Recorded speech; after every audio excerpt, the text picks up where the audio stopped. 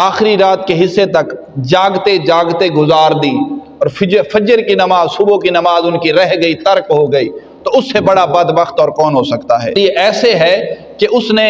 اس ساری رات کی عبادت کرنے کے اجر کو ضائع کر دیا۔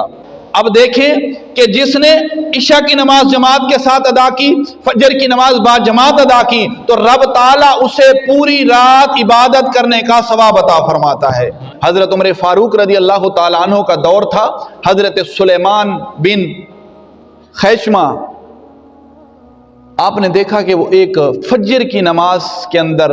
موجود نہ تھے۔ حضرت عمر فاروق کا دور تھا، آپ کسی کام سے بازار کی طرف روانہ ہوئے، راستے کے اندر حضرت سلیمان بن خیشمہ کا گھر تھا، دروازہ کھٹکھٹایا، ان کی والدہ صاحبہ باہر آئیں، اللہ کے نبی علیہ السلام کے غلام حضرت عمر فاروق نے پوچھا کہ آج سلیمان صبح کی نماز کے اندر شامل نہ ہوئے؟ جواب ملا کہ وہ تو ساری رات عبادت کرتے رہے، آخری پہر میں آ کر سوئے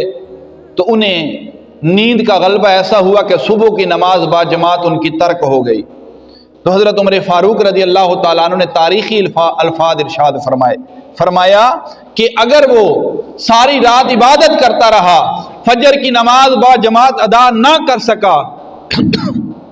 اس کے لیے ایسے ہے کہ اس نے اس ساری رات کی عبادت کرنے کے اجر کو ضائع کر دیا۔ وہ شخص اس سے بہتر ہے کہ جس نے عشاء کی نماز ادا کی، کیونکہ حدیث پاک کے اندر آتا ہے جس نے عشاء کی نماز پڑھی با جماعت، اللہ تعالیٰ اسے نصف رات کے عبادت کرنے کا ثواب عطا فرماتا ہے۔ پھر جس نے صبح کی نماز با جماعت ادا پڑھی، اللہ تبارک و تعالیٰ اسے آخری نصف رات کے اجر اور ثواب جو ہے اس کا ثواب عطا فرماتا ہے۔ اب دیکھیں کہ جس نے عشاء کی نماز جماعت کے ساتھ ادا کی، فجر کی نماز با جماعت ادا کی، تو رب تعالیٰ اسے پوری رات عبادت کرنے کا ثواب عطا فرماتا ہے۔ تو جس نے پہلی نصف رات آخری رات کے حصے تک جاگتے جاگتے گزار دی اور فجر کی نماز، صبح کی نماز ان کی رہ گئی، ترک ہو گئی، تو اس سے بڑا بدبخت اور کون ہو سکتا ہے؟ ہاں جی، اس سے بڑا بدبخت کون ہو سکتا ہے؟